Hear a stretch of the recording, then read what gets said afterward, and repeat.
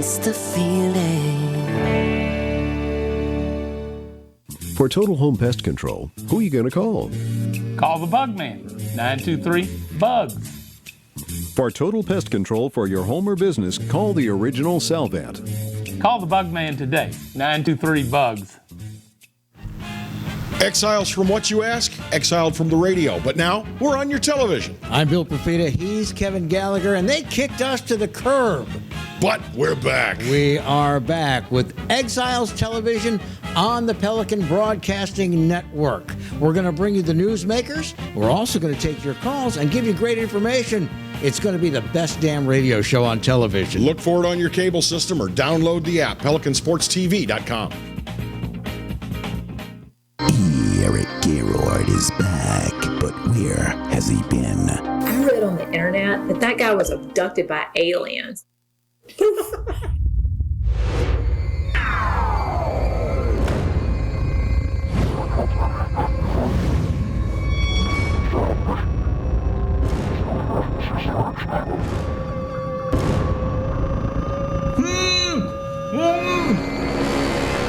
Rated Hello guys, it's Debbie. It's time. I've got a brand new location. 10510 Airline Highway, Baton Rouge, next to After 5 Tuxedos. We have the perfect spot to get all your wedding and formal wear needs. Come see our one-of-a-kind name brand and get great prices. With 30 years experience, the best customer service anywhere. It's Debbie's Bridal, Airline Highway, Baton Rouge. See you soon.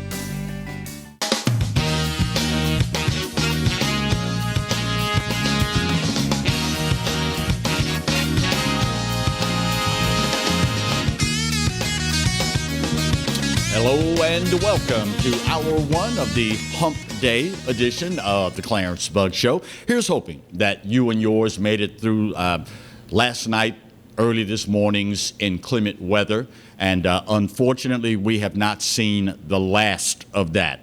Just to give you guys and girls out there a little heads up, tomorrow, let me back up, today, expect more of the same. Another round, a couple of rounds actually, of showers and thunderstorms, frequent lightning, high winds, etc., etc. Tomorrow, look for it to be similarly active to what we can expect today. As a matter of fact, it may not be until Friday before the showers and thunderstorms become less widespread. So, this is not our first rodeo with bad weather, okay? Stay abreast of the news as you go throughout the course of the day. Hopefully your mobile device is set up such that you can receive alerts as soon as they are issued and warranted, and all of us will be able to come through this none the worse for wear. I guess if there's any good news regarding the weather, it's that Tropical Storm Dolly, which formed well east of New England. As of 4 o'clock this morning, the system had weakened into a tropical depression and is expected to move out of the area and dissipate without affecting any land masses whatsoever. So we will all keep our fingers crossed in that regard. Well, since the last time yours truly had the opportunity to be with you and yours, Governor John Bel Edwards announcing that we will not move ahead to phase 3. Recent events led the governor to determine that we need another now 27 days before we make the determination whether or not it is appropriate to move to phase 3. 1,300 new cases of coronavirus, along with 12 deaths. Ironically, and I guess this is to be expected, 18 to 29-year-olds made up the largest affected group of new cases. And I guess in hindsight, that only stands to reason because, one, there is that air of invincibility in 18 to 29-year-olds. You guys and girls probably well remember when you were that age, your mortality was the furthest thing from your mind. And as a result, you did things took chances doing things that us old fogies would not consider as we start to entertain our own mortality. Louisiana, by the way, since this resurgence has started across the country, we rank 7th out of the 23 states that are experiencing increases in coronavirus cases. In Louisiana, our beloved state, this week we passed an unfortunate milestone. 3,000 people in the state of Louisiana have now died from COVID-19, and we have 50,000 positive cases that have been reported. Meanwhile, Dr. Anthony Fauci, speaking yesterday, says that he is, quote, cautiously optimistic, end of quote, that there will be a COVID-19 vaccine by the end of the year. So I ask you this morning, and I'd love to hear from you at 225-831-1029, 225-831-1029. Did Governor John Bel Edwards make the right call in keeping us in phase 2? Based on where you live and what you've seen, when do you think we'll be ready for phase 3? And if, in fact, a vaccine is available by the end of the year, will you take the shot? 225-831-1029 will get you aboard. Personally, I am one of those individuals that, as a conservative, I believe in personal accountability and responsibility. At 62 years of age, I have never gotten a flu shot. And let me add as a caveat, in my line of work, radio and television, my livelihood is my voice. If I get sick, I can't work. Can't work, can't make money. So as flu season rolls around every year, I have done this, I guess, for the last 20 years now. I don't shake hands. I avoid close contact with people. I keep disinfectant within arm's reach, on my desk, in the studio, in the car, wherever. It's just something that I've become accustomed to doing out of necessity. But now, other folks out there, and I will be the first to tell you, I'm not surprised that we are not able to go to phase 3 just yet. All you have to do is look around. And with the advent of the number of cases that we've had in Louisiana, I don't go out anymore. I come in to do the show, I go home. I stay in. The only other time I'll go out is for grocery shopping. Now, I understand this is not a scientific metric in any way, shape, or form. I get that. But it has been my experience. It is particularly one of only 2 grocery stores where I shop these days. And it is the only time, because it's the only place that I go other than, coming in to do the show. I'm mad as hell, but I put the mask on anyway. Primarily because of watching the behavior of other people. And, again, I get it. Young people, they're invincible, or at least that's what they seem to think these days. And that's not a knock on young people. All of us felt that way when we were young. But as a boomer, as a black man, as an individual that deals with the public, I have to be particularly concerned about something of this nature. So I take it upon myself to govern myself accordingly. Everybody, unfortunately, is not of that mindset. So while it pained me greatly that Governor John Bel Edwards has now given us then 28 days, now 27, 26, who's counting anymore, before we can realistically entertain moving to phase 3.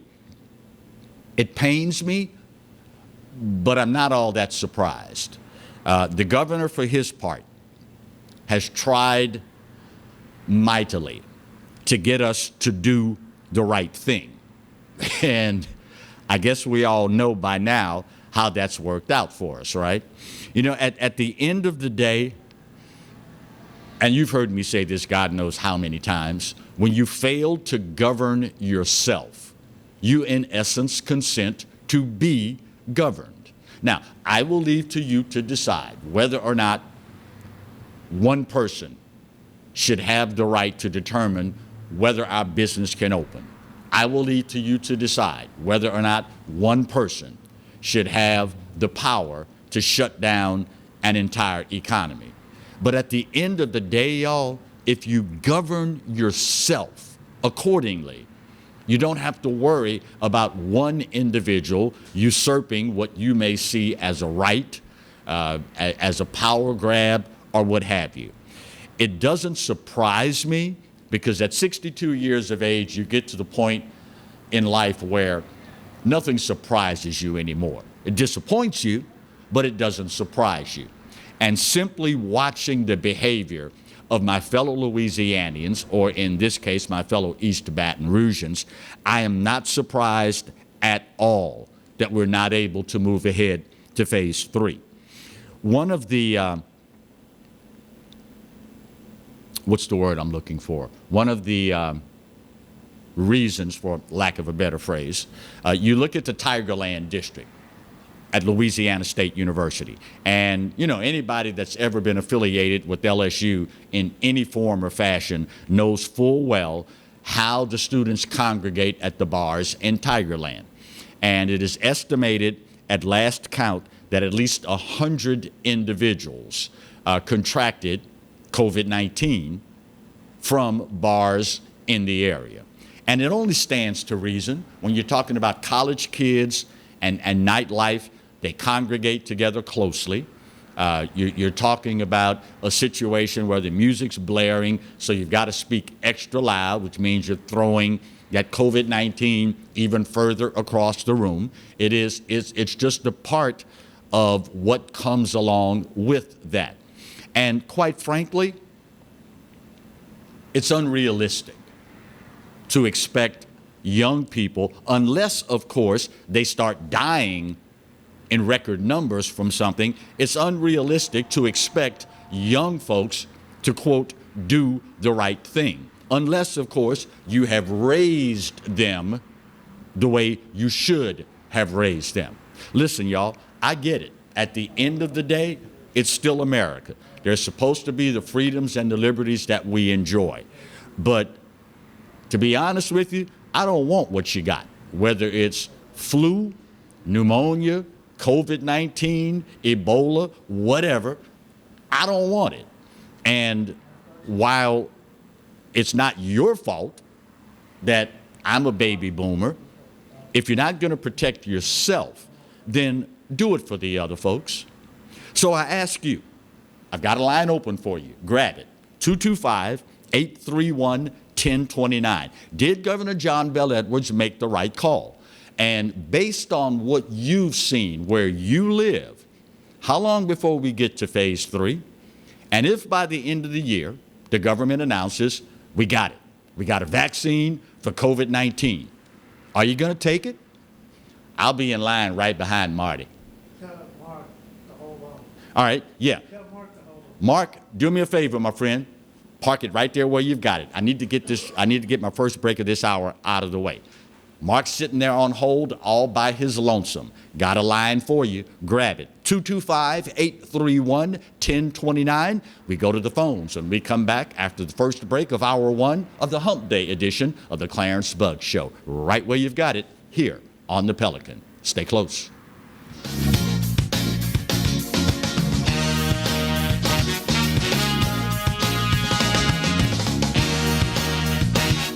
IOD the IRS $10,000. The IRS garnished my wages. They put a lien on my house. I'm self-employed and didn't report all my income. They claim I owe a lot more than I do. The IRS is the most powerful collection agency in the world. They do not give up until you pay.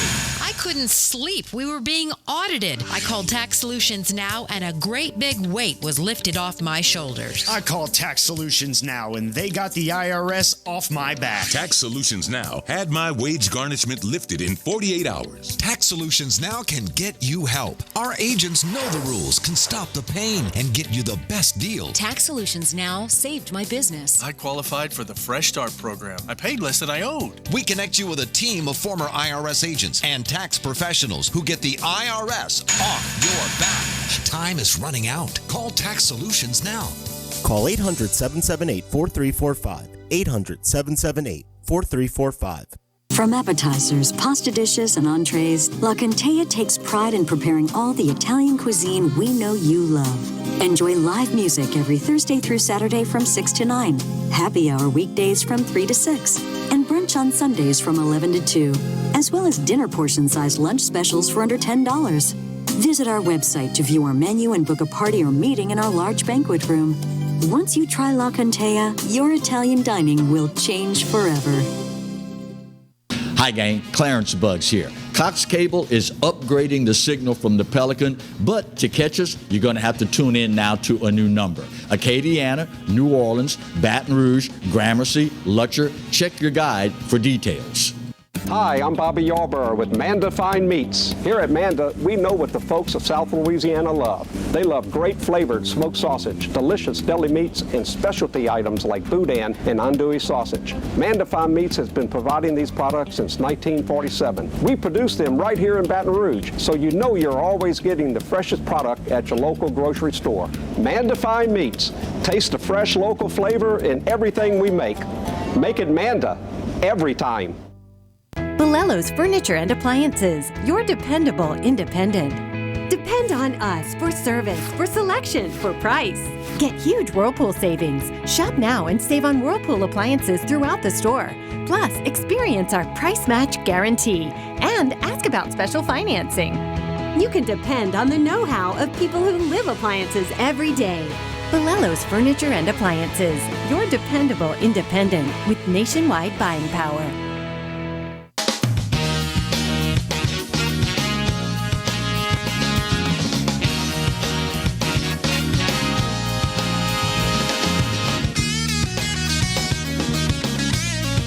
Welcome back to hour one of our Wednesday edition of the Clarence Bug Show. Talking this hour about the fact that Governor John Bel Edwards, since the last time I had the pleasure and the privilege of being with you and yours at home, announcing we need another 28 days before we can realistically entertain moving ahead to phase 3.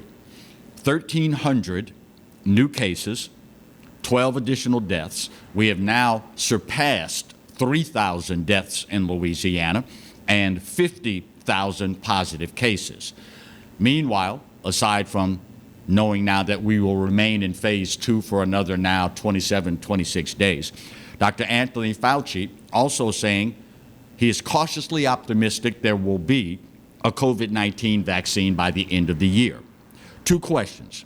Did the governor make the right call based on where you live and what you've seen? Realistically, how do you think how long it's going to be before we get to phase 3? And if a vaccine is available by the end of the year, will you get the shot? Simple question. 225-831-1029 gets you aboard. Let's start with Mark. Mark, good morning, my friend, and how are you today, sir? How are you doing, sir? It's still a great day to be an American, Mark. Yeah, it still is, but we on the bottom half of the bottle, though, now. Yeah. But, you know, Mark, and it's ironic you say that, because just last night I was thinking the same thing. And after further review, to use a sports adage, I don't know if that's necessarily the case, as it is so much the other side just makes a lot more noise than our side does, Mark. Yeah, you might be right, but what you was talking about with this virus that we got going on, right? the bottom line is this. The doctor grounded me on February the 27th because I'm almost 75 years old. Bless your heart. The only two places I go with a mask on and distancing is post office and quick in a grocery store, quick out. Right, right. They wasn't really obeying the spacing and the mask on the first phase, and when he went to the second phase, within 4 days after that, it was almost like everything was normal. Right. They wasn't doing any of it. So I came to the conclusion of this. If they can't drive responsible in Louisiana, they sure ain't going to wear a mask now. Do we possess the ability to do the right thing, Mark? Or have we gotten to the point where everybody's so stir crazy, everybody is so selfish that if they haven't got it, or an immediate family member doesn't have it, they're not worried about anybody else? Do we still possess the ability to do the right thing? Well, if we did, we wouldn't be in the predicament we are right now. Ouch. So the bottom line is this, is that in our culture in Louisiana, it's party time. Right. All the time, but we'll party on the angle of the sun coming up. Yeah. Same way with the gambling. But man, they got a dime to go gamble his last penny. So that's where we're at with it. So where does that leave us, Mark? We will decide our own destiny sooner or later. Mm-hmm. If, for the sake of this conversation, Mark, a vaccine is available end of the year, do you get the shot? I'm going to go by my doctor's advice only with my own personal background that he knows. Right. I would only, if he would recommend it, I've been going to him for 50 years. Okay. If he recommends it, I'll take it. If he don't, I won't. That's hard to argue with, my friend. Mark, great to hear your voice, my friend. You've been going to the same guy for 50 years? That's kind of hard to argue with. I mean, you've got to give him the benefit of the doubt that he knows your position better than anyone. And after 50 years, I mean, you got to consider the guy a friend. So any advice that he's going to give you, I would be inclined to take it. You know, at the end of the day, guys and girls, I don't know if you caught what Mark said just now, but we will decide.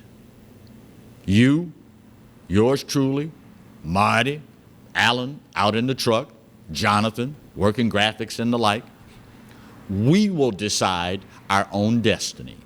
Now, whether that is something we are comfortable with at the end of the day falls squarely in our lap. Folks in Texas will do the same thing. Folks in Florida will do the same thing. We will determine what our destiny is going to be. Now, while that can be a good thing, it can also be a bad thing. Again, we rank out of the 23 states that are reporting significant increases in the number of cases, we rank number 7. And while 7 out of 23 is what it is,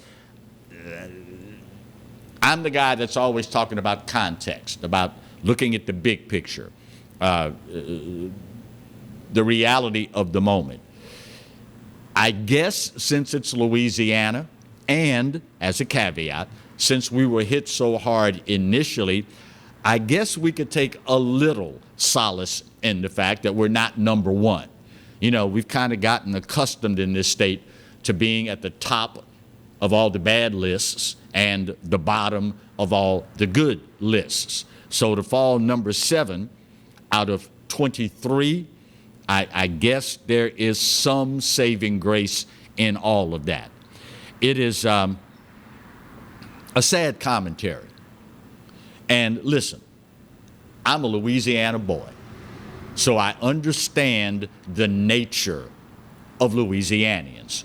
We are social people. We love to be around others. We are hugging people. Man, how you been? Give me a hug. I hadn't seen you in, that's who we are. Fairs, festivals, get-togethers. As Mark said, the sun came up. Woo, let's throw a party to celebrate. That's who we are. But at the end of the day, when you are talking about something that so far has taken the life of 3,000 Louisianians, when you're talking about something that 50,000 of us have contracted, you would like to think that we would grab the bull by the horns and govern ourselves accordingly. Sadly, that's not necessarily going to always be the case. So where then does that leave us? Personally, I think it falls right back down to personal responsibility and accountability. So don't get mad with Clarence when you see him out somewhere and he won't shake your hand.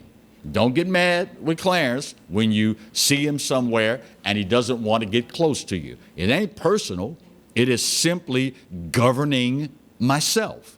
And, when all is said and done, that ultimately should be where the power lies. It shouldn't take government, some entity, someone other than ourselves, putting us in a position where we can't do the things that we need to do in order to survive.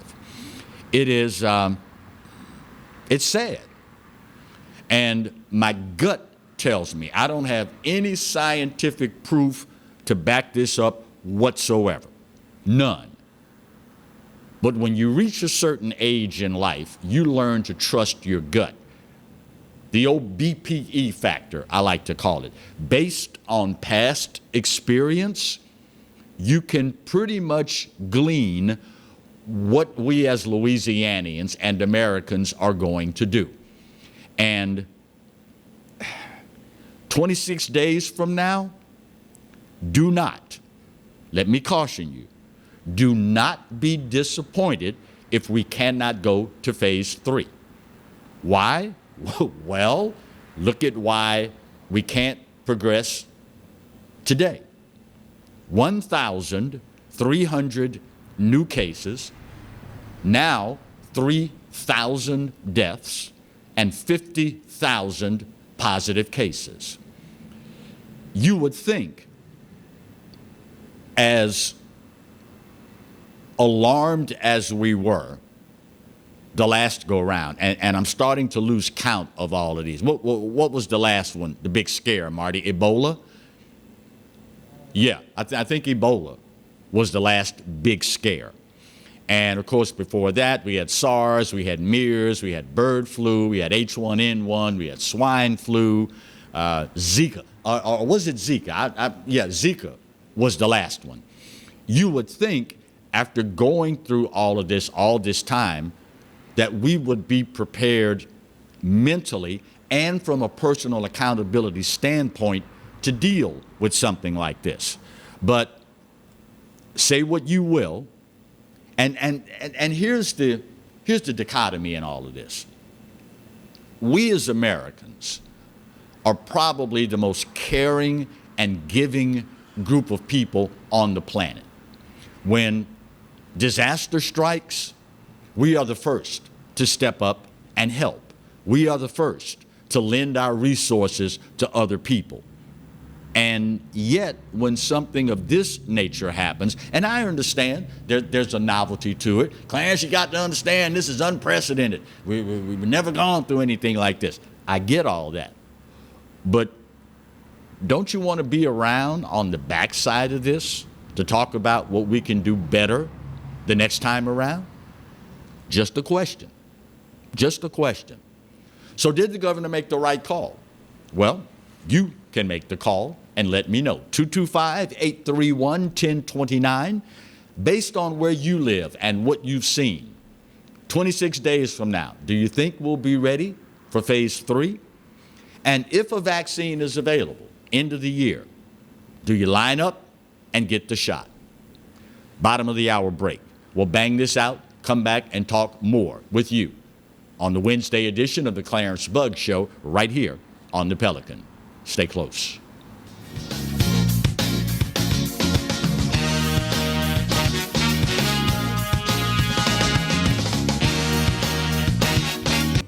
Hi, I am Dr. Farrell Rouge Jr., and I am a general dentist at Rouge Family Dentistry. I was born and raised in Baton Rouge, Louisiana. I went to Catholic High School, LSU, and LSU School of Dentistry in New Orleans, where I received my DDS degree in 1986. I always have and will continue to be committed to continuing my education, to invest in technology which makes the diagnosis and delivery of dentistry more thorough, more comfortable, and more aesthetically pleasing. In our practice, we are here to serve the patients. We want to improve their quality of life and to develop relationships with our patients. In dentistry, we have a chance to impact lives on a daily basis, not just by doing dentistry, but by getting to know them and being a part of their life. We also believe in giving back to our community. So every year, we give back to the Greater Baton Rouge Food Bank, Toys for Tots, and Mary Bird Perkins Cancer Center. Please stop by and visit our office. We would love to take care of you and your family. Hello guys, it's Debbie. It's time. I've got a brand new location. 10510 Airline Highway, Baton Rouge, next to After 5 Tuxedos.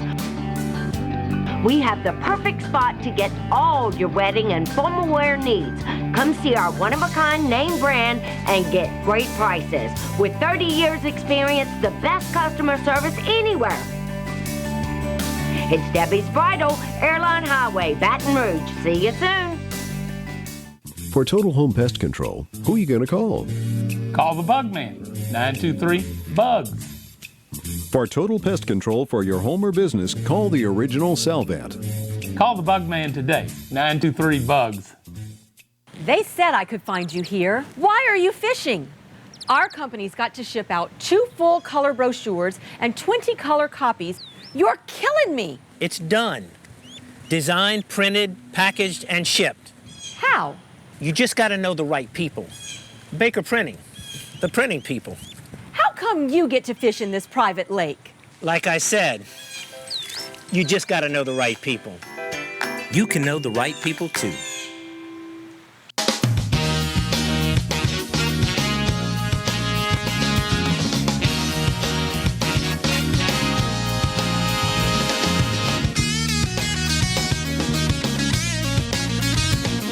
One of our Wednesday edition of the Clarence Bugg Show. 225-831-1029 will get you aboard. Talking about the fact that Governor John Bel Edwards says we need at least another 6 days before we can move to phase 3. 1,300 new cases, 12 deaths, now puts us at the unfortunate benchmark of 3,000 deaths and 50,000 positive cases. Did the governor make the right call? And based on where you live, what you are seeing, is 28 days going to be enough? Will we get our, quote, house in order by then and be able to move to phase 3? Meanwhile, Dr. Fauci says he's cautiously optimistic that we'll have a vaccine by the end of the year. If the government announces, guess what, y'all? We got it. We got the vaccine. Do you take it? 225-831-1029 gets you aboard. James is on line 1. Good morning, my friend. How are you, James? I'm doing fine. How are you doing? I'm doing well, my friend. So, did the governor make the right call here, James? Yes, I think he did myself. I was ready to go to work, but right. I was hoping to take the census. Right. Work with them, but anyway, it's put off for a while, and I think it's the right decision. Yes, I'd be first in line to take the vaccine. I'm 75 years of age. Bless your heart. Based on where you live and what you've seen to date, 26 days from now, are we going to govern ourselves the way we should? Will we be ready for phase 3? I don't think so, because the people still aren't wearing a mask like they should. Is there any particular group of people that you notice that aren't wearing masks, or is it pretty much across the board? It's pretty much across the board, but it's more, there's a lot of young people don't do it like you were saying earlier. Right. Because we were invincible back then. Bulletproof. So where does all this leave us, James? I don't really know, Clarence. That's the $64 million question, right? Yeah. My friend, as always, great to hear your voice. James, thank you, sir. Okay. Talk to you later. James says forget about it. 26 days from now, we won't be ready. I can only hope that you're right. Line 2, Peter, how are you, my friend? Son, how are you? There's Stumpster. What's going on, big guy? Not too much. Alan told me call. So 28 days from now, based on what you've seen, will we be able to go to phase 3? Did Governor John Bel Edwards make the right call keeping us at phase 2, Coach? What is phase 2? Where we are right now. And it's what? We can't go to any sporting event? No sporting events, 50% occupancy max, and of course, continue to only go out when you absolutely, positively have to. Well, I think that's good because the virus is real, and you could see where people just blatantly started doing too much, and this thing broke out again. You know what I'm saying? Right. So I think we do have some cases in Louisiana, but it's not as bad as in Texas and Arizona and Florida, where they really just went overboard with it. You, I know, have been really cautious about where you go, getting out, this sort of thing. Based on what you've seen in your travels, do we still possess the ability to do the right thing, Coach? Yeah, we were created to do the right thing, but in this country, America is unique in that we have so much freedom and rights. You know what I'm saying? Right. And we take for granted we don't listen to the authority all the time. Right. And it's caused problems for us. But I look at the countries where people follow the rules. I'm going to use New York as an example. Okay. The governor, Cuomo, did such a wonderful job every day, keeping the people informed, letting them know about the benefits of wearing a mask, keeping social distance, not going to places when you shouldn't. I just think those things, if we just listen, because those people have more information than we do, you have me? So at the end of the day, you, like myself, you're a baby boomer. Dr. Fauci saying yesterday that he's cautiously optimistic that we'll have a vaccine by the end of the year. If the government announces by end of the year we've got a vaccine for COVID-19, do you take the shot, Coach? That's a good question. A lot of people say they don't trust the government. Right. But let me tell you what, when I look at what the government did with polio and measles and all the other disease, they created that vaccine and saved a lot of people's lives. You know what I'm saying? Right. And our government is in the business of saving lives. So yes, I would take the vaccine. I would take that shot. Thank you. I mean, that critical group, right? Respiratory issue, right? Asthma. Right. I want to live, and I don't think the government is trying to take me out. I'm not a threat. Coach, great to hear your voice. Take care of yourself, my friend. Take care, Alan and Marty over there. You got it. And Jonathan. Don't forget about Jonathan as well. That, Coach, you mentioned something, and it pains me to say this. It truly does. But the reality is what the reality is. And at the end of the day, people watch, people listen, because they expect me to give an honest opinion. And quite frankly, what bothers me is our highly politicized nature these days. And the number of people that are of the opinion that if a certain person or party is in charge and a cure is found, I don't know if I trust it. You're a boomer, I'm a boomer. We know full well what the attitude in this country was at one time regarding the government. As a matter of fact, at one time in this country, for the young people watching that aren't aware, we had a saying, never trust anybody over 30. And of course, as we got older and got to be that group of individuals, then our stance started to change somewhat in that regard. But when all is said and done, you're right, Coach. The number of people that don't trust the government is shockingly high. And I will leave to you to decide. Well, Clarence, you're always talking about people voting. Those that don't trust the government, those are the folks that are the least ones participating in the process. I'll leave to you to decide whether that is a valid point or not. But at the end of the day, if you don't trust the government, you are charged as an American with taking part in the process so that we get a government that you can trust. Again, I will be the first to tell you, at 62 years of age, I've never had a flu shot. Never take one. But at the same time, I don't just go out willy-nilly as though the flu is not something to be concerned about. As an African-American male, as a baby boomer, I'm in that prime group that will suffer the most. So as a result, if I'm not going to get the shot, then I know I have to govern myself in other ways so that I don't end up getting it. Marty, what you got for me?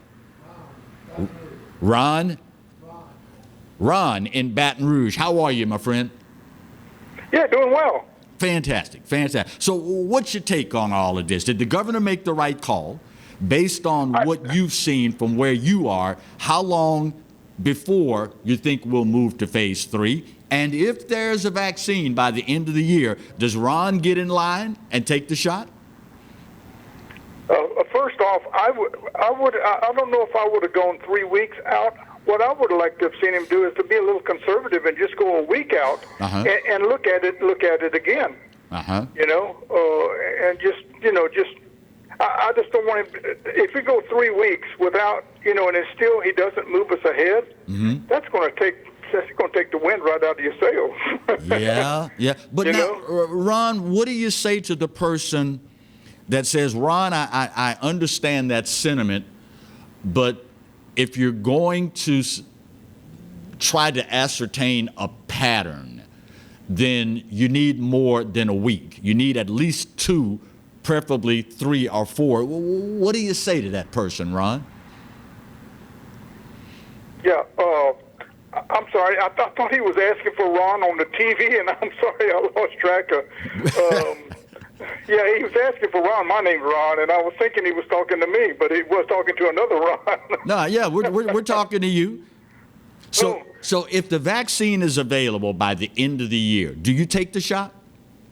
What I would do is I would wait and see, because honestly, I may take the shot, but I'm not going to be the first one in line. I'm going to wait and see what right. I'm going to wait and see what happens to all this. Right.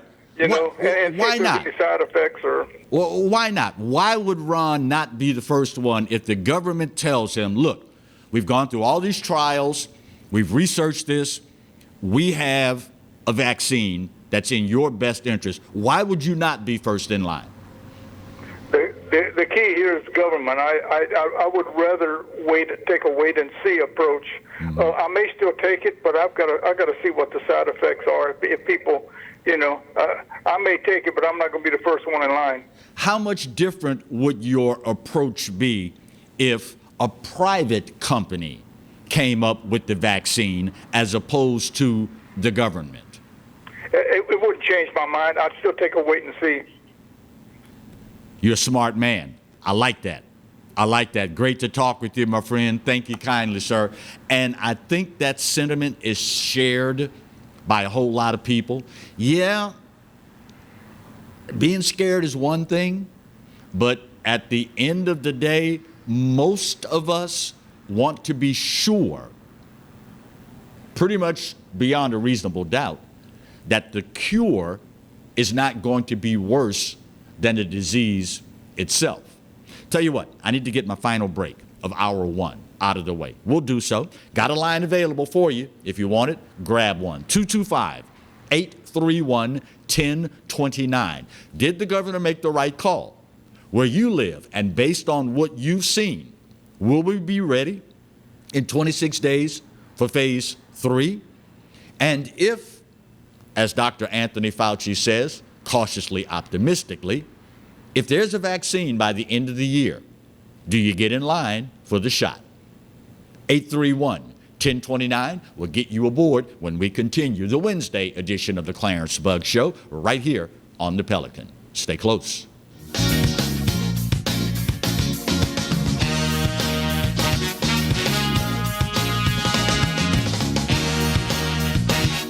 Hi, I'm Bobby Yarborough with Manda Fine Meats. Here at Manda, we know what the folks of South Louisiana love. They love great flavored smoked sausage, delicious deli meats, and specialty items like boudin and andouille sausage. Manda Fine Meats has been providing these products since 1947. We produce them right here in Baton Rouge, so you know you're always getting the freshest product at your local grocery store. Manda Fine Meats. Taste the fresh local flavor in everything we make.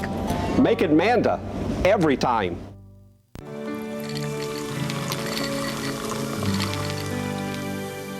No one can stop me when I taste the feeling. Nothing could ever bring me down. Nothing could ever bring me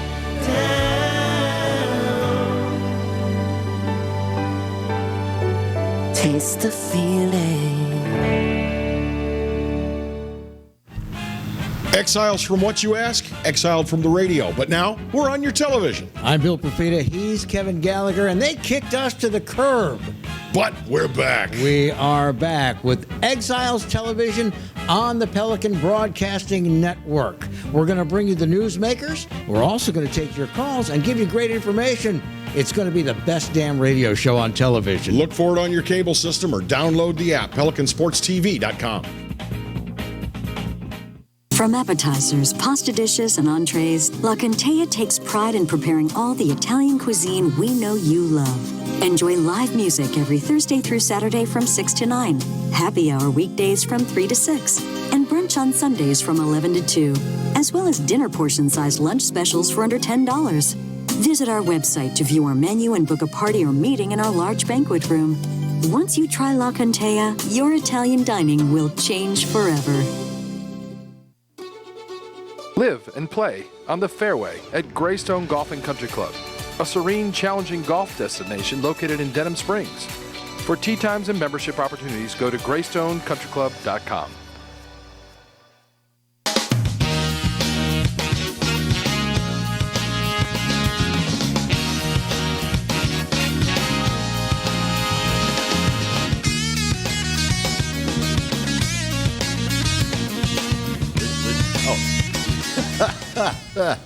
Way to go, Alan. Thank you kindly, sir. We've been talking this hour about the decision by Governor John Bel Edwards to keep us in phase 2. Right decision or not, based on where you live and what you are seeing today, how long before we'll be ready for phase 3? And if, in fact, the government comes up with a vaccine by the end of the year, how long before you get in line to take that shot? 225-831-1029 will get you aboard.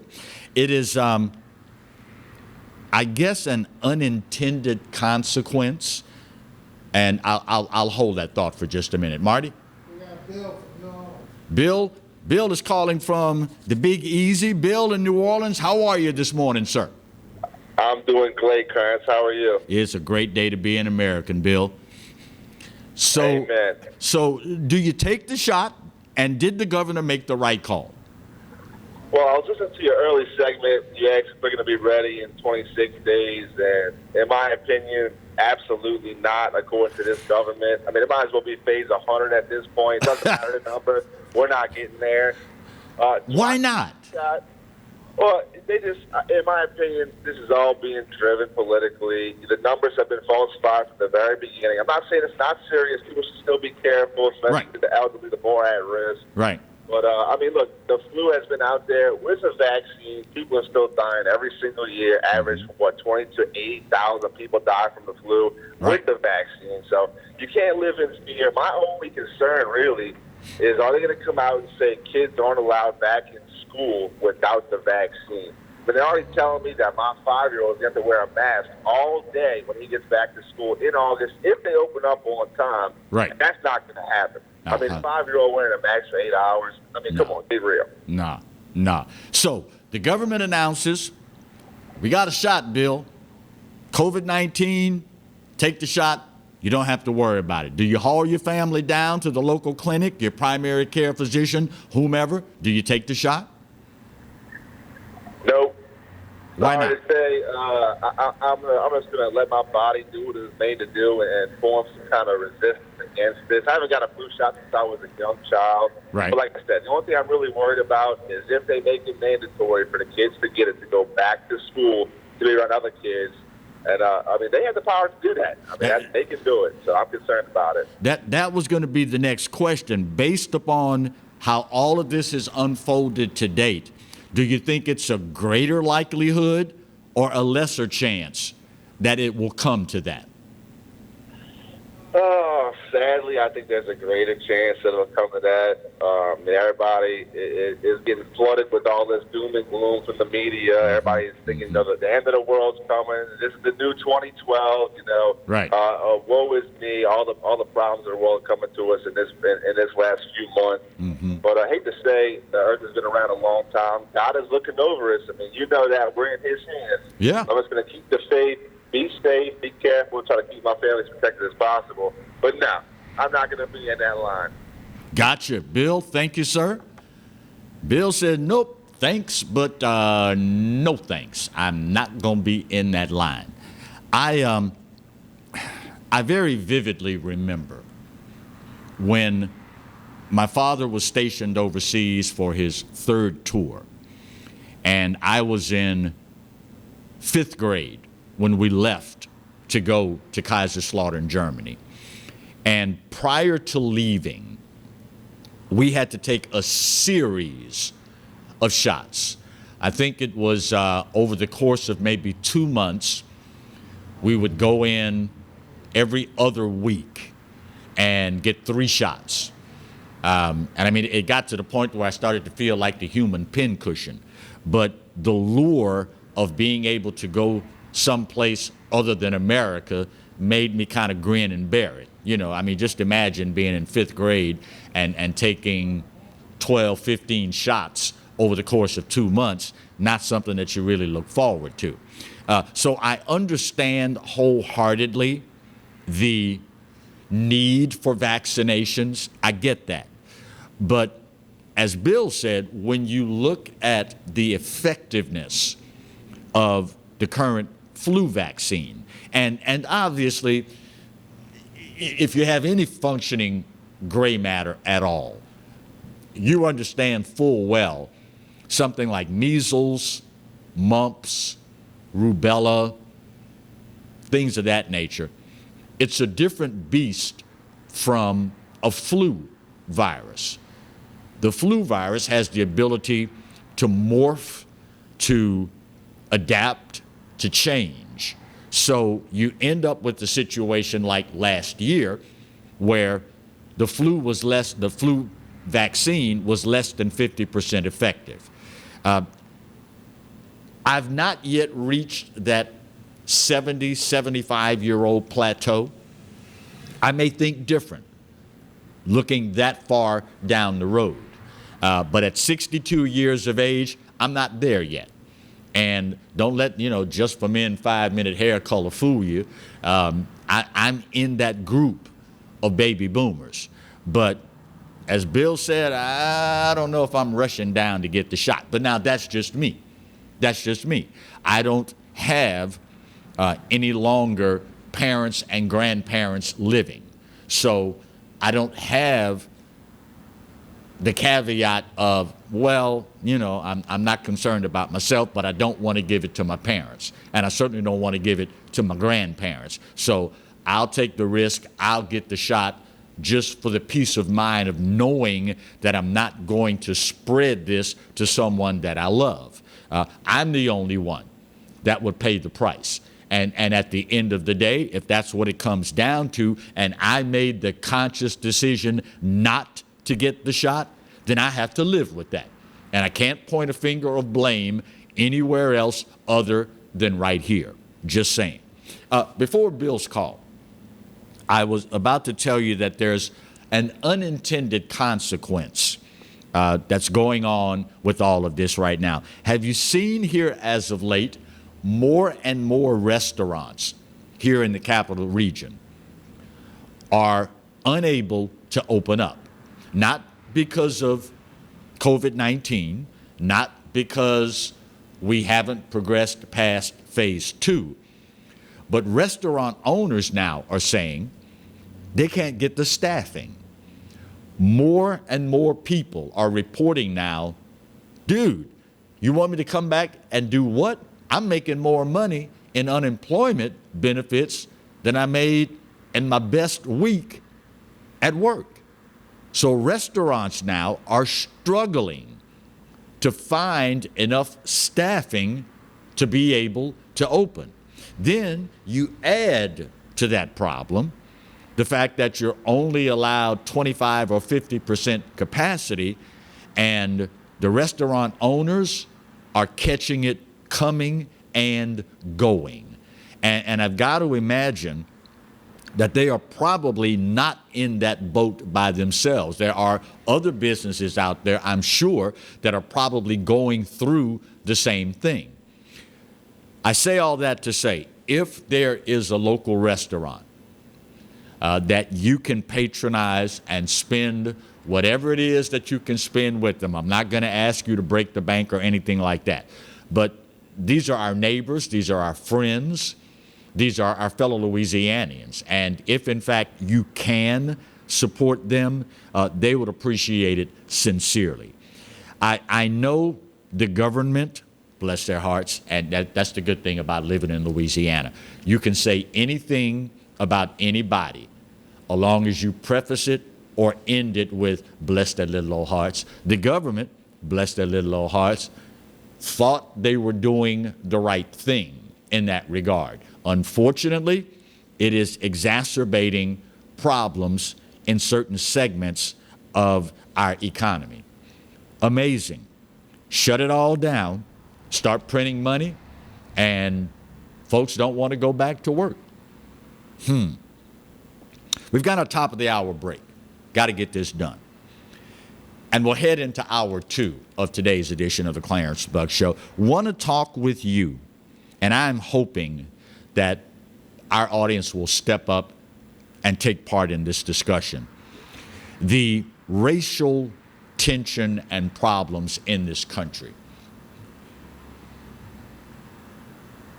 I am worried for the soul of my country if we don't get past where we are with the racial disharmony. And I've got to wonder if we continue to find ourselves where we find ourselves. Do we want to get along in this country? Have we gotten to the point as Americans where we are comfortable in our misery? Is there someone out there that can bring us together like we should be? Or have we arrived at a point in this country now where we want to be where we are? You would think if we wanted it, we'd be doing a better job of it. Just an observation. We got to talk, gang, and we'll do it after our top of the hour break here on the Wednesday edition of the Clarence Bugg Show. Stay close.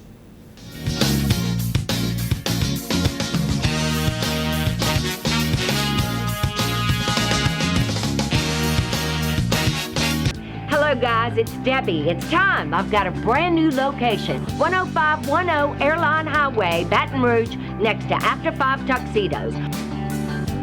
We have the perfect spot to get all your wedding and formal wear needs. Come see our one-of-a-kind name brand and get great prices. With 30 years experience, the best customer service anywhere. It's Debbie's Bridal, Airline Highway, Baton Rouge. See you soon.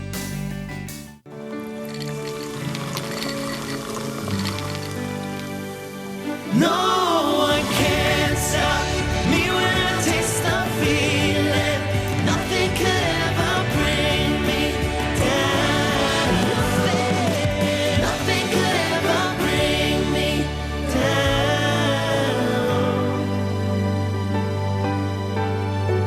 Taste the feeling.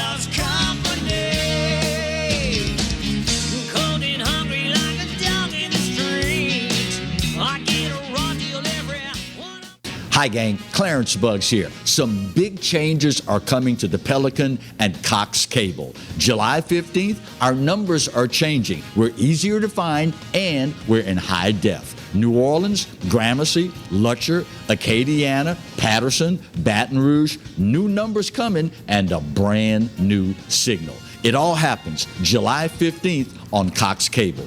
Do your buddy Clarence a favor, will you? Get all the details by checking your local guide. For Total Home Pest Control, who are you going to call?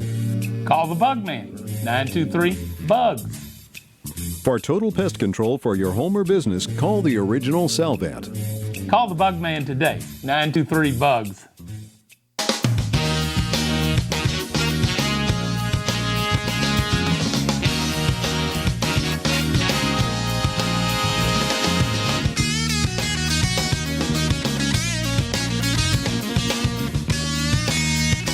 Welcome back as we start hour 2 of our Wednesday edition of the Clarence Bug Show. As you well know, I'm sure you are, if you're anything like yours truly, painfully aware of the struggle that continues with race relations in this country. It's hard for me to fathom that this far down the road, 2020, we still continue to struggle with the issues we struggle with. I guess maybe it is in large part to my upbringing. Having been exposed, for lack of a better word, early in life and throughout my childhood and certainly my entire professional life, having been exposed, and y'all will accept this in the spirit that is given, to white people. I don't have a problem getting along with people of another race. And maybe I should have added to that Latinos, Asians, but primarily white people. It is what it is. And for someone who has always judged people for how they act,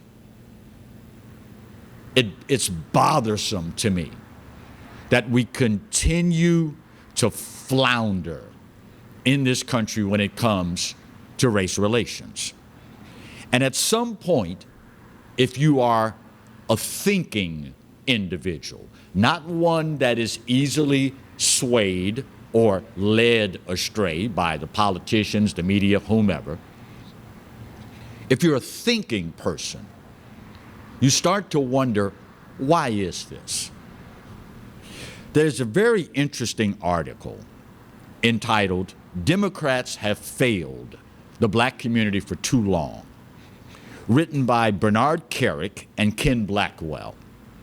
Bernard Carrick, for the record, you may remember the name, is the former police commissioner of New York City. He was in command of the NYPD on September 11th, 2001, 9/11, leading the city's response, rescue, recovery, and investigative efforts. Ken Blackwell, co-author of this piece, served as the mayor of Cincinnati, Ohio. He's a former state treasurer for the state of Ohio, the former Ohio Secretary of State, and the ambassador to the United Nations Commission on Human Rights, among other platitudes. The article, which I will share with you, is very revealing. And, you know, if you're a thinking person and you are watching all of this painful, I would like to say evolution in America, but I don't know if we are evolving or simply chasing our tail in all of this. But at the end of the day, if you're a thinking person, you've got to ask, is there anyone out there that can bring us back together as Americans? Do most Americans want to get along?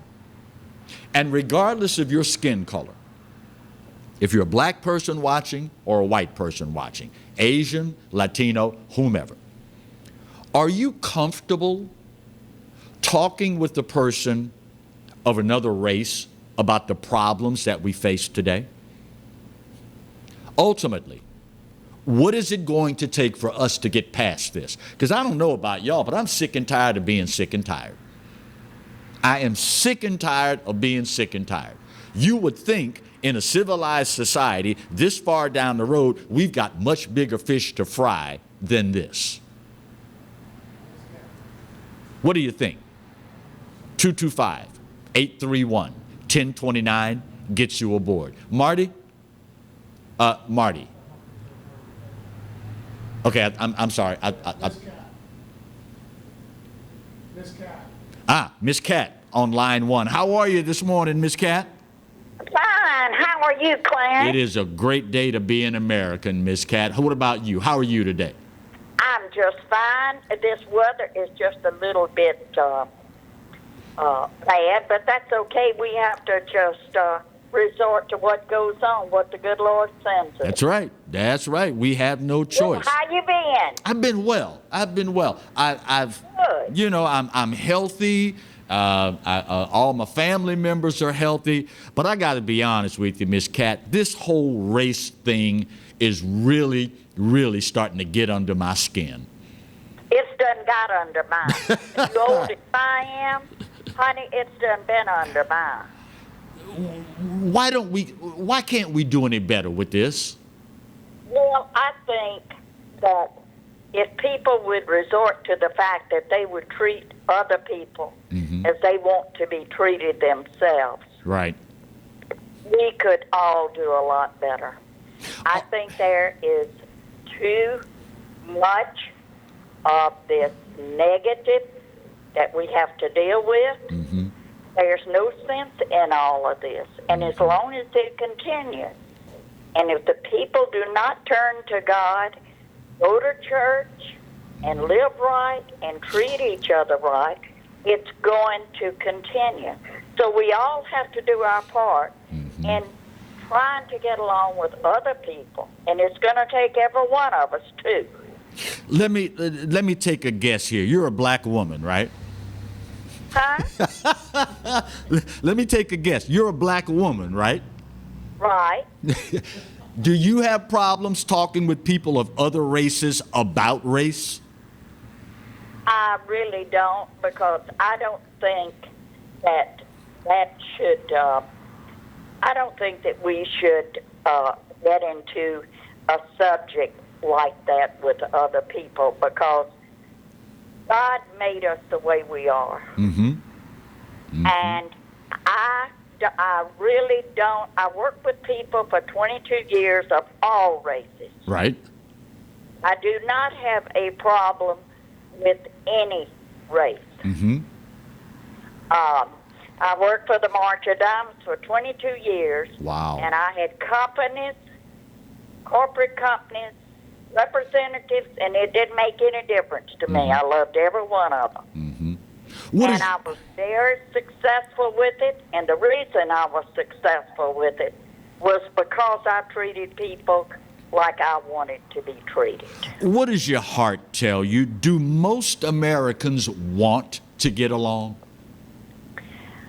I think that some of them do, and I think that some of them don't know what to do. I think that some of the people need to be educated more. Right. And I think a lot of the violence that we're having in America today is the people do not understand what is going on. They're doing it for a cause, and the cause is they're getting paid for it. I ask you... And they don't understand it. Be honest with me. What does your heart tell you? The number of people protesting, rioting, doing whatever, how many of them actually experience discrimination on a day-to-day basis? How many of the people experience discrimination? Yes, regular discrimination. Oh, I would think the majority of them. Are they going about this the right way? No. Fighting is not the right way. So how do we fix this? Well, I think that we need more from our president, staff, all of our major mayors. I think we need more involvement with the government. And our mayors, I think they need to get into it instead of after the fact, before the fact, that they should try to do something to improve this or to stop it. With children, it kills me with anybody. I don't care who they are that gets hurt, shot, killed. You look at these babies, that 3-year-old child that got killed. Yep, in Chicago. You look at the 5-year-old. The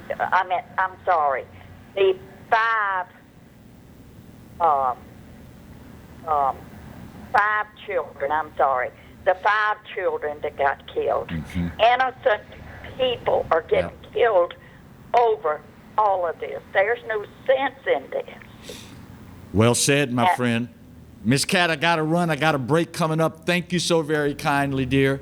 Now, Miss Cat, I love you like a sister, but I'm gonna have to take the other side on something here. Waiting for mayors, governors, chiefs of police, school board presidents, whomever, I'm sure that has its place. But at the end of the day, Miss Cat, I think it's going to take just regular folk like you and I to fix this problem. When I'm a Louisianian, I'm a people person. I'm standing in the checkout line. I'm talking to folk. I don't care if you're black, white, Asian, Latino, whatever. I'm talking to people. And typically, depending on how slow the line is moving, we end up talking about things and we find out we agree on a lot of stuff. Yeah, skin color's different, but we agree on a lot of stuff. Yeah, I'm conservative, you're liberal, but we agree on a lot of stuff. I think if more of us took the opportunity to talk to someone that does not look like us, we inevitably will find out we've got more in common than we do the things that separate us. But what's bothersome is how many of us have become sheeple. Not people, we're like sheep. We're sheeple. We let people tell us what we should think, how we should feel, how we should act, instead of being just good, decent people. I'm late on this break. Let me get this out of the way. We got to talk, y'all, and we'll do so after this break. 225-831-1029. How do we fix this? Let me get this break out of the way. We'll talk more next on the Wednesday edition of the Clarence Bugg Show, right here on the Pelican. Stay close.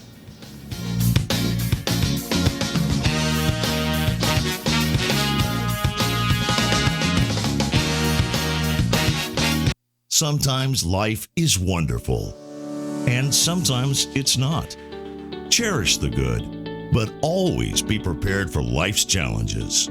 At Private Healthcare, we provide the peace of mind you deserve. With Private Healthcare, you'll get the coverage you want and healthcare you need. If your employer doesn't supply healthcare coverage and you don't qualify for Medicare or Medicaid, you need to give us a call right now. Private Healthcare is private health insurance for ages 65 and under with medical, dental, vision, and even prescription coverage. When life comes at you unexpectedly, you need to be ready. And health insurance is your financial safety net. Health insurance has never been so easy and affordable. If you're looking for health coverage at the best price and your annual household income is $35,000 or more, call the number on the screen now and speak with a live healthcare consultant. Don't wait. Get the coverage you need now. It says here that Eric Gaylord is back. Now, where's he been? Well, I was told he had joined the CIA, trying to stop the Russians from stealing our election. Vodka. Nazdorovia. Nazdorovia. 3 elections.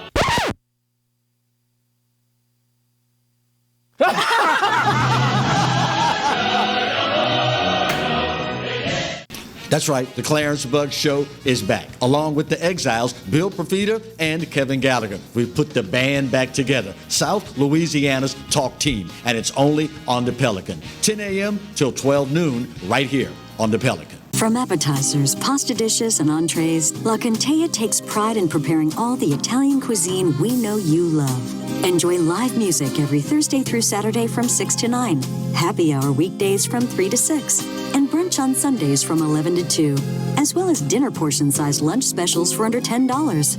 Visit our website to view our menu and book a party or meeting in our large banquet room. Once you try La Contea, your Italian dining will change forever.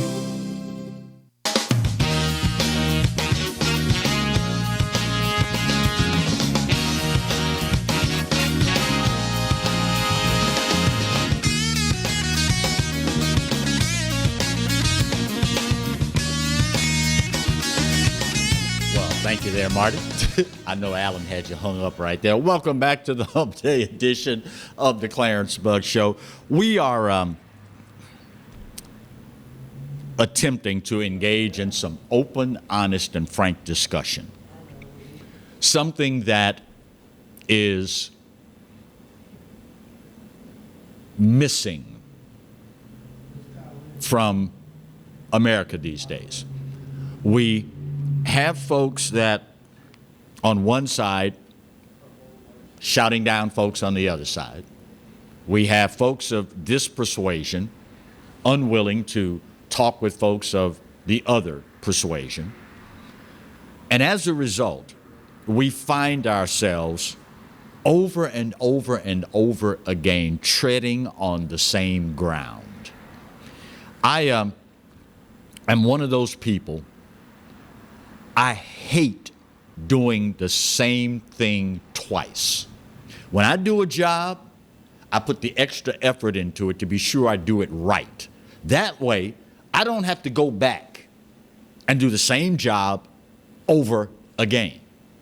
Now, I'm human. Things happen. Inevitably, I will perform a job, and I didn't get one small part of it exactly right. Stuff happens. But I learn from that. So when I go back and do the job the second time, guaranteed, that's it. I'm done with it.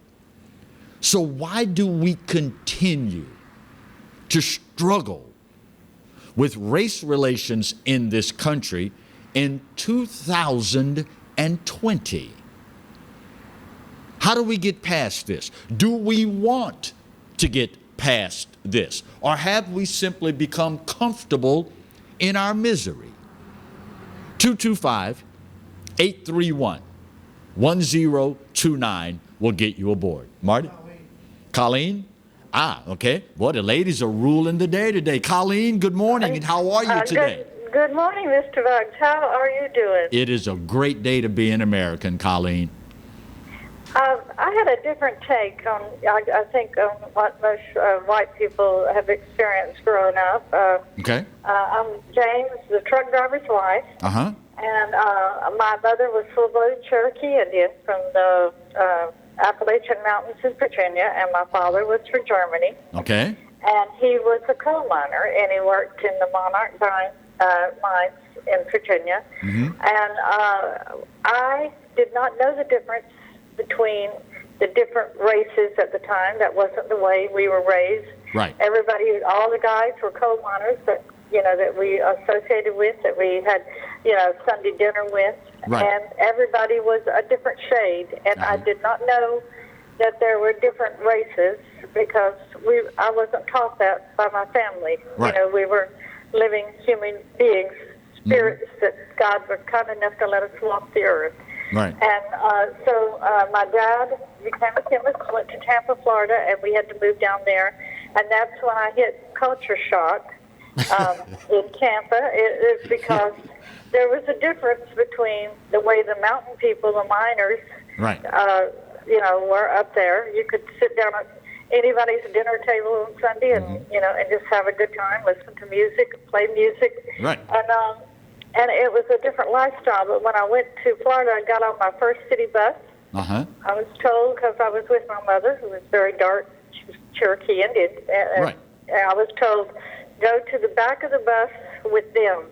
And I said, with the people in the back, and they said, with them. The bus driver was rude, Right. And so I didn't think anything about it. And then my whole life was not based on, well, you have to do this, you have to do that. Right. And a couple of times, this is terrible to say, and I would probably get in trouble for saying it, but we went out to see some friends, and on the way back, there were the people in the big sunny white hats. That's what I thought they were. Right. And a lot of fire. And my father stopped the car before we got there and said, get the blanket out of the back and sit on your mama. This is a true story. Right. And so we sat on my mama, and we went up, and my dad said, you're the silliest little thing, do your job. So he rolled the window down, and I said, hello, Mr. Clown. Right. With the white, you know what I'm talking about. Right. With the, yeah. And so I said, you look so funny, and I was laughing and clapping my hands, and the guy said, get out of here. So we rolled the windows up, right. and we went on down the road, and my dad was laughing, and then my mom was laughing, when we took the blanket off of her, and right. I just think it was terrible, and people should be able to get along with people regardless of, what the color of your skin is, because we should all be the same. But I've noticed even with me and my truck driver husband, a lot of times we're outed because of our attitude toward things, and I think it's going to be very difficult to switch everybody's point of view around to everybody has rights. Everybody has a right to be here, and everybody has a right to do what, honey? Oh, they got me as Carly. Oh, yeah, my name's Carly, but that's fine. Oh, that's Carly. Fine. I just wanted to have a say, yeah. Okay. I just wanted... Carly, tell me what your heart tells you. What percentage of Americans are comfortable talking with someone that does not share their skin color about race? What percentage of us? Only about 10 or 20%, because the people always look at you weird, and if you're in a business situation that you go to work every day, right, they want you to agree with them. They're scared to say what they really think. Right. And they don't want to lose their job. So if you have someone that is just all, thinking one way, well, then they think you should think the same way as they do. And so that makes a lot of problems. And so you have to bite your tongue and not say exactly what you think if you want to keep your job. And it's true. And I know in Tampa, when race things were getting bad, I worked at a cafeteria because they felt that was what I'm qualified to do because I'm country and I'm from the mines and, stuff like that. Right. So I danced with the wait staff, which was all, they were all black. Right. And I had a great time. I mean, we were having a lot of fun. But when I went to work Monday morning, I got fired. For some obscure reason, I was doing my job, but that was the beginning of enlightenment for me as far as how things are. And now, I would, I don't understand it. I still don't understand it to this day. Now, understanding how long ago this was in your life when you started becoming, quote, enlightened about the state of race relations in America. Right. How much does it hurt to be now in 2020 and we're still fighting this same darn stale, worn out, outdated battle? How much does that hurt, Carly? It hurts a lot because people just weren't paying attention to what was going on around them, and they still. I'm not saying that everybody thought they were better than other people, but the people felt that they should bite their tongue in order to keep their job, and move up, so to speak. Right. And I don't think that's right. I think you should be able to, to like who you like and just be free to talk about stuff. And they shouldn't put such pressure on you to say the right thing. You should be able to say, this is the group that I hang out with over here because I'm comfortable with them because they're down to earth, and they're not uppity. Right. To put it in my own words. So. Carly, good call. Thank you kindly, Carly. Carly, it's ironic you say that because just this morning, my brother of a different color from another mother, Marty, we were talking, I forget what we were talking about, but I related to him the story of, I guess I've just always been comfortable being the gnat in the glass of milk. I don't have a problem if I go see, do whatever, and I'm the only black guy in the group. I don't have a problem with that. And I told him about an event I went to when my late brother landed his first news anchor job in Dallas-Fort Worth. I went to what was then called the Texas World Music Festival. 12, 15 mega rock groups in the Cotton Bowl. And here in Baton Rouge, Hart, Nancy, what's the other Hart sister's name? There's Nancy and I can never remember the other girl's name. But they came to the River Center. And the group I was with, 3 people, we were the only 3 blacks in the place. Had a marvelous time, wonderful time. But Carly, I like you, I'm the kind of person I refuse to let anybody or anything tell me and dictate to me what I should like, how I should act, who I should associate with. Doggone it, if I like the music of the Doobie Brothers, I like what I like. And I'm not going to let you, the media, or anybody else tell me, well, you're black, you shouldn't like that music. Are you kidding me? And it's sad, Carly, the number of people that live their life according to what someone else tells them they should be like.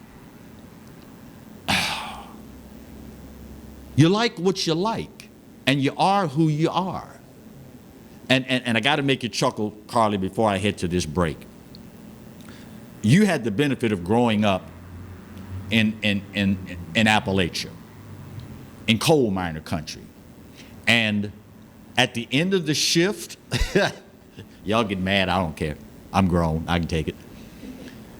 At the end of that coal miner shift, y'all may not have had any problem learning how to deal with one another, because when everybody that came out of the mine after a shift, they were all black. Everybody's black. When you come out that coal mine at the end of your shift, coal dust from head to toe, everybody's black.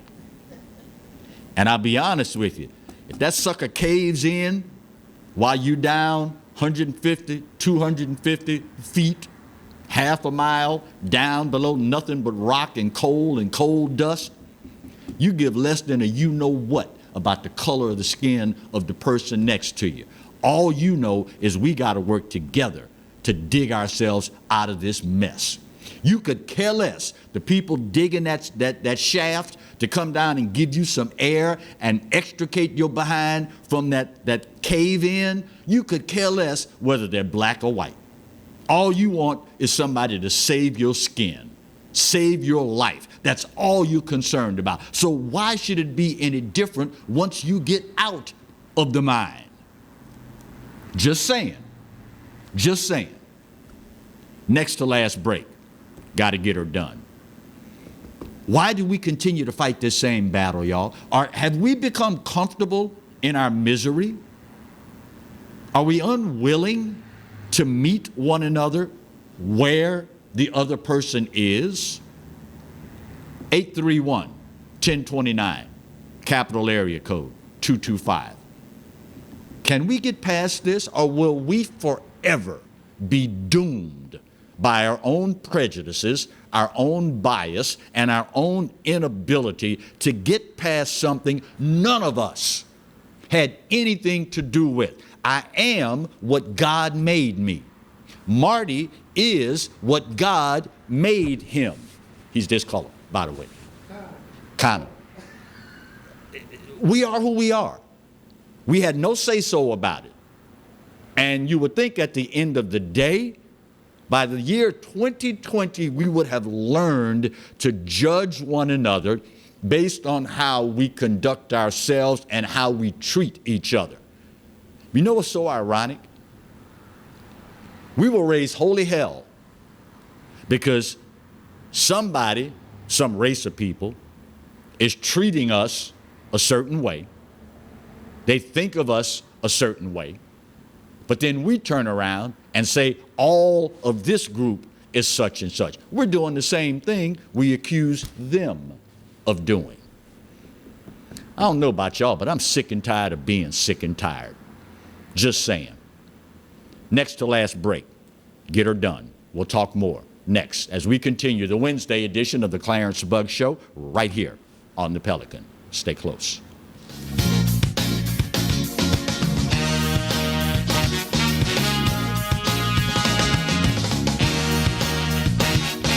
For total home pest control, who are you going to call?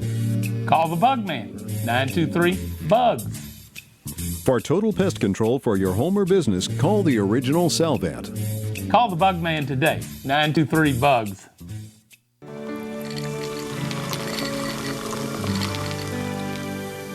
No one can stop me when I taste the feeling. Nothing could ever bring me down. Nothing could ever bring me down. Taste the feeling. Live and play on the fairway at Greystone Golf and Country Club, a serene, challenging golf destination located in Denham Springs. For tee times and membership opportunities, go to greystonecountryclub.com. Bolello's Furniture and Appliances, your dependable independent. Depend on us for service, for selection, for price. Get huge Whirlpool savings. Shop now and save on Whirlpool appliances throughout the store. Plus, experience our price match guarantee and ask about special financing. You can depend on the know-how of people who live appliances every day. Bolello's Furniture and Appliances, your dependable independent with nationwide buying power. Exiles from what you ask? Exiled from the radio. But now we're on your television. I'm Bill Profita. He's Kevin Gallagher, and they kicked us to the curb. But we're back. We are back with Exiles Television on the Pelican Broadcasting Network. We're going to bring you the newsmakers. We're also going to take your calls and give you great information. It's going to be the best damn radio show on television. Look for it on your cable system or download the app, PelicanSportsTV.com. Hi, gang. Clarence Bugs here. Some big changes are coming to the Pelican and Cox Cable. July 15th, our numbers are changing. We're easier to find, and we're in high def. New Orleans, Gramercy, Lutcher, Acadiana, Patterson, Baton Rouge, new numbers coming, and a brand new signal. It all happens July 15th on Cox Cable. Do your buddy Clarence a favor, will you? Get all the details by checking your local guide. They said I could find you here. Why are you fishing? Our company's got to ship out 2 full color brochures and 20 color copies. You're killing me. It's done. Designed, printed, packaged, and shipped. How? You just got to know the right people. Baker Printing, the printing people. How come you get to fish in this private lake? Like I said, you just got to know the right people. You can know the right people too.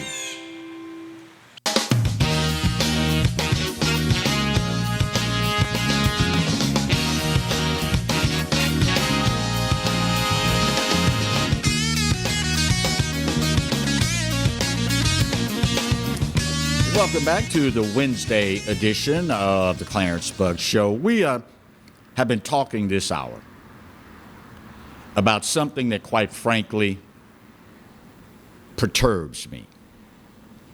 Race relations in our country. And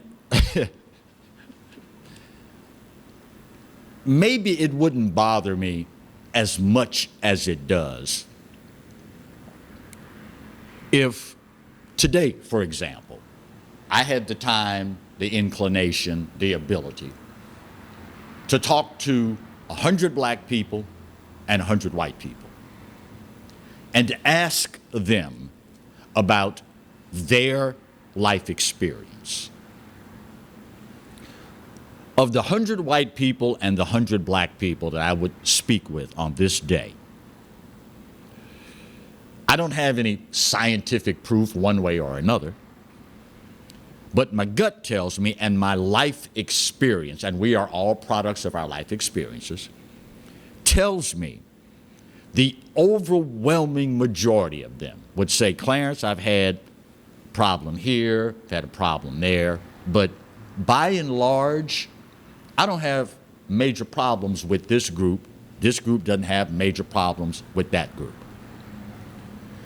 So it leads one to the conclusion that we are being steered purposely in that direction. It leads you to believe there is some underlying agenda at work here. Now, for the record, I've been in this business long enough to know that there are folks on both sides of the aisle, black, white, Republican, Democrat, conservative, liberal, whatever. There are folks there that will exploit us for financial or political gain, and there's nothing out there that they will not use in that regard. I get it. I understand that. But what is so painful to me is the number of people that are too blind to see it. If you every single day work with white folk, if you every single day work with black folk, and by and large, the experience taken in its totality is not a bad experience, why would you allow the media, social media, mainstream media, to convince you otherwise?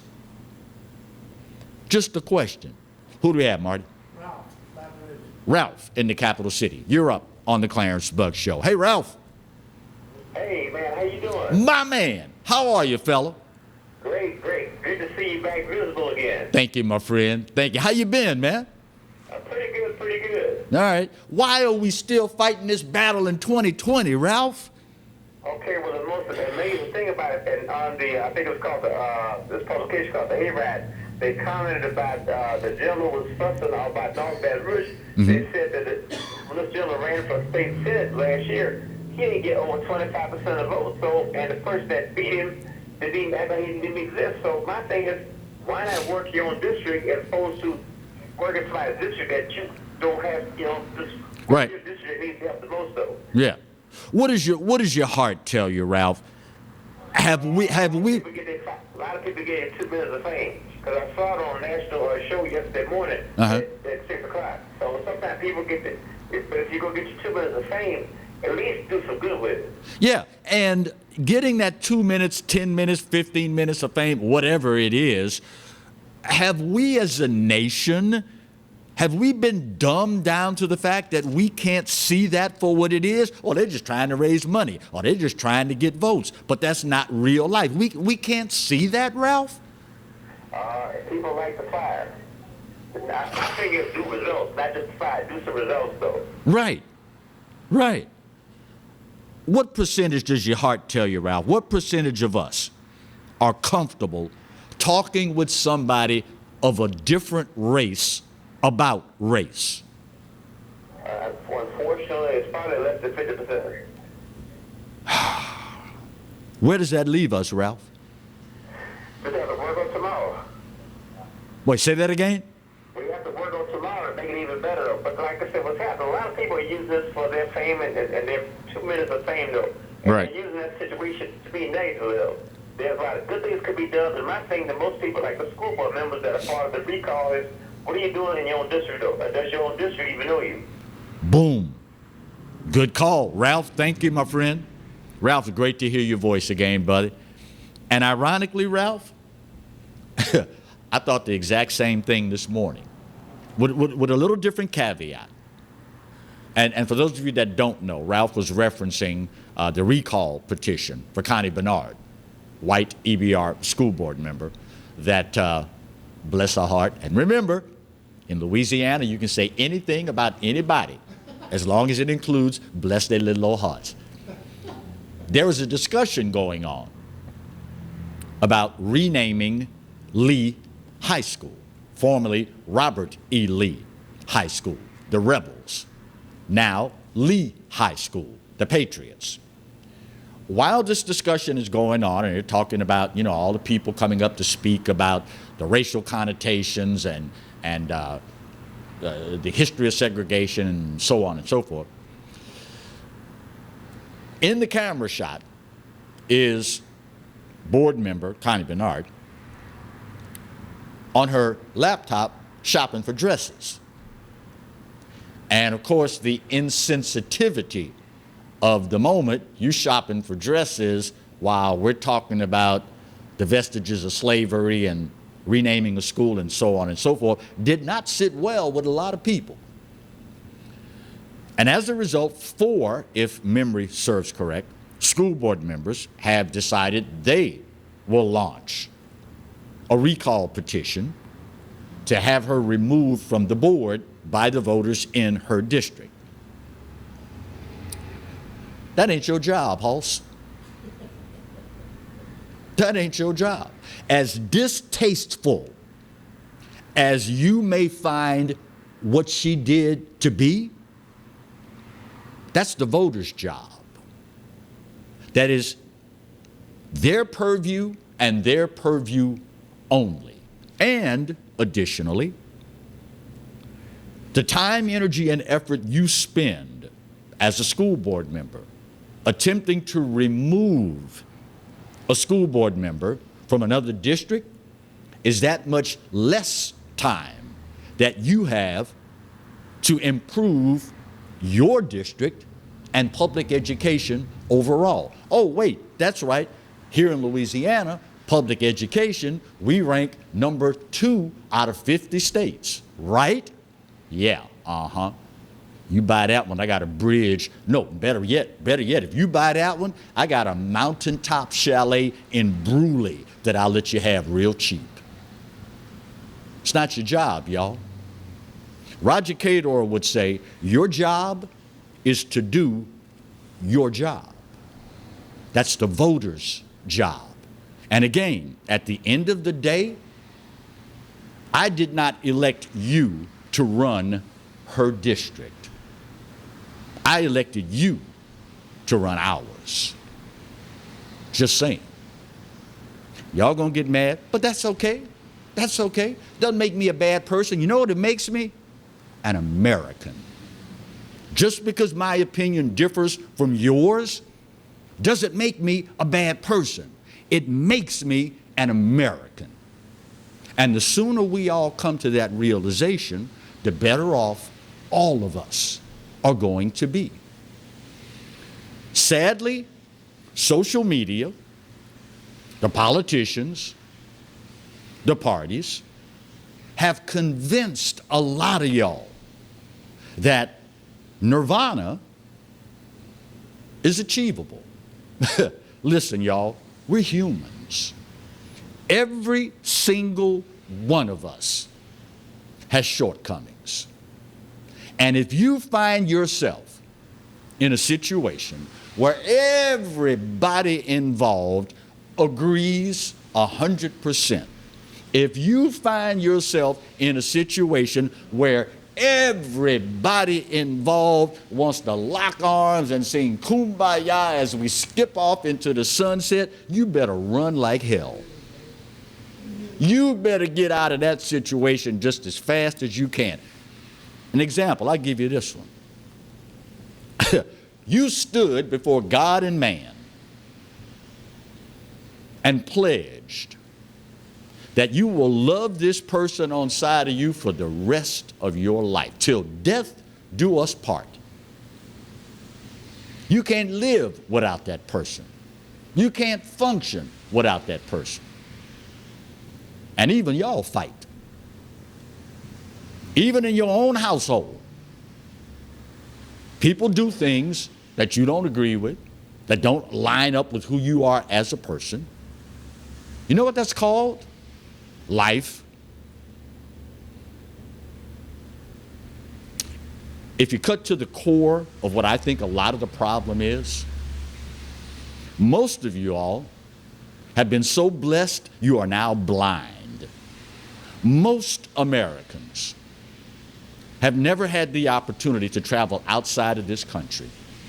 And as a result, you don't realize how truly blessed we are. Now, that's not to say in any way, shape, or form that we should ever stop trying to be better. Of course not.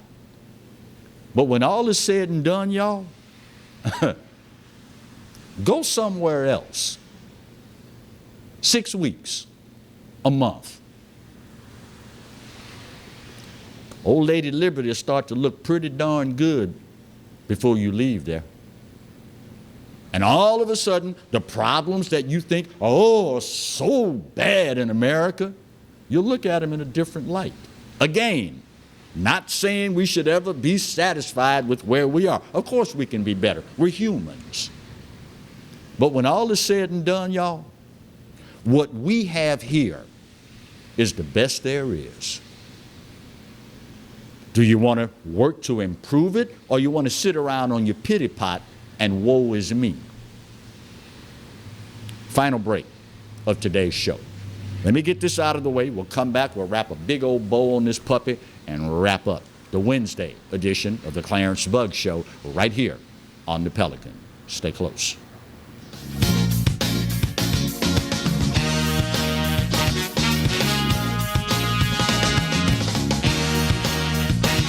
From appetizers, pasta dishes, and entrees, La Contea takes pride in preparing all the Italian cuisine we know you love. Enjoy live music every Thursday through Saturday from 6 to 9, happy hour weekdays from 3 to 6, and brunch on Sundays from 11 to 2, as well as dinner portion-sized lunch specials for under $10. Visit our website to view our menu and book a party or meeting in our large banquet room. Once you try La Contea, your Italian dining will change forever.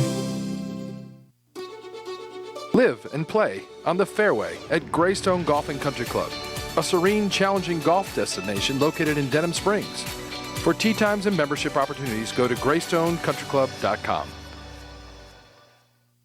Hello guys, it's Debbie. It's time. I've got a brand new location. 10510 Airline Highway, Baton Rouge, next to After 5 Tuxedos.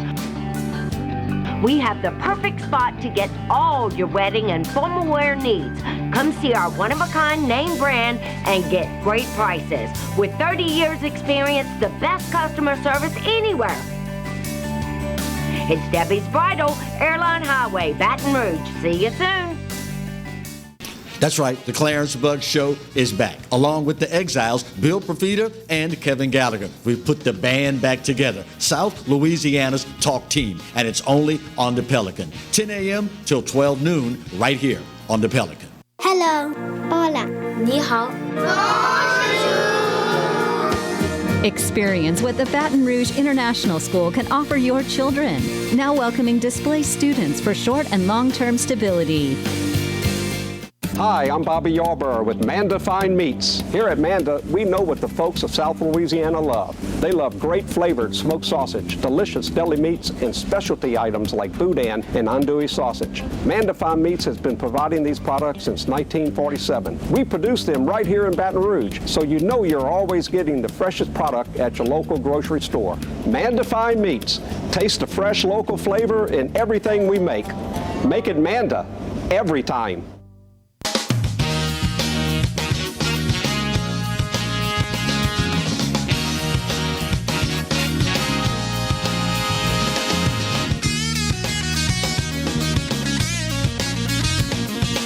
Welcome back to the final segment of the Wednesday edition of the Clarence Bug Show.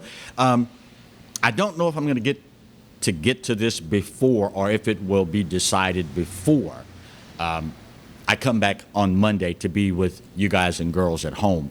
But you may well remember that Florida A&M, FAMU, white people, FAMU, Florida A&M University, or FAM, as some of us call it, some of the brothers, Florida A&M, pulling out of the MEAC, the Mid-Eastern Athletic Conference, and joining the SWAC. Again, white people that don't know, Grambling, Southern, Jackson State, Alcorn, Valley, Prairie View, yada, yada, blah, blah, blah. And we talked about this. And we had Roger CADOR on, as a matter of fact, and we came to the conclusion that it would only make sense now for Bethune-Cookman to join another predominantly black or historically black university. I would imagine they're probably still predominantly black as far as the number of students goes. But recently, after the decision was made, an emergency board of trustees meeting was held last week on the campus of Bethune-Cookman. And they issued a statement about the possibility of switching their conference affiliation. Athletic Director Lynn Thompson issued the following statement, quote, Bethune-Cookman University has enjoyed a great partnership with the MEAC for 40 years. However, like many other institutions across the nation, we are presently engaged in an analysis to assess all options available to us regarding athletic conference affiliation. Toward this end, we will continue to follow the directive of our board and institutional leadership to ensure our alignment with an athletic conference that best meets the long-term needs of Bethune-Cookman University. Suffice it to say, it only makes sense. And all today I've talked about gut feelings and how after you reach a certain stage in life, you learn to trust your gut. My gut tells me Bethune-Cookman is going to join the Southwestern Athletic Conference. I tell you why. Savannah State, gone from the MEAC. North Carolina A&T, gone from the MEAC. Tennessee State, not going to leave their conference. And what this means is the closest MEAC opponent to Bethune-Cookman will be South Carolina State. If they stay in the MEAC, the closest team is 5 hours away. Schools like Morgan State, Coppin State, Delaware State are all 800 miles or more away from Bethune-Cookman. It makes no sense to stay in the MEAC. For a men's golf match, you got to travel a minimum of 800 miles. For a football game, you have to travel a minimum of 800 miles. For all the men's teams, all the women's teams, every time you hit the road, it's at least 800 miles. The amount of money you spend just on transportation alone will kill your budget. Stranger things, well, they've happened in life before and probably will happen in the future. But I don't think this is one of them, y'all. My gut tells me, get ready, because Bethune-Cookman, after 40 years, is going to bail out of the MEAC and become the next member of the SWAC. And I got to think the SWAC is going to pull out all stops because they need one more team to keep the balance. You want to have an even number so that each conference, each division, I should have said in the conference, has the same number of members. If Bethune-Cookman decides to remain a member of the Mideastern Athletic Conference, y'all need to fire the AD, the Board of Trustees, the President, and the Chancellor, because it makes no sense to remain a part of a conference where the closest member to you is at least 5 hours away. Everybody these days concerned about money, and travel in an athletic situation is more than, percentage-wise, the budget than anything else. So get ready, y'all. Won't be long. BCU, Bethune-Cookman University. My gut tells me, and very seldom does it lead me wrong, they're going to be the next to leave the MEAC and join the SWAC. Time's up, y'all, and I have got to go. But I still got enough time left to let you know. You know what? You are so right. America, we're not perfect. But doggone it, for my money, it's the best there is. And God knows there's no place else on his green earth that I'd rather be. Speaking of the good Lord, you know he loves you, right? And so do I. Either way, there ain't a doggone thing you can do about either one. Take care of yourselves. God bless.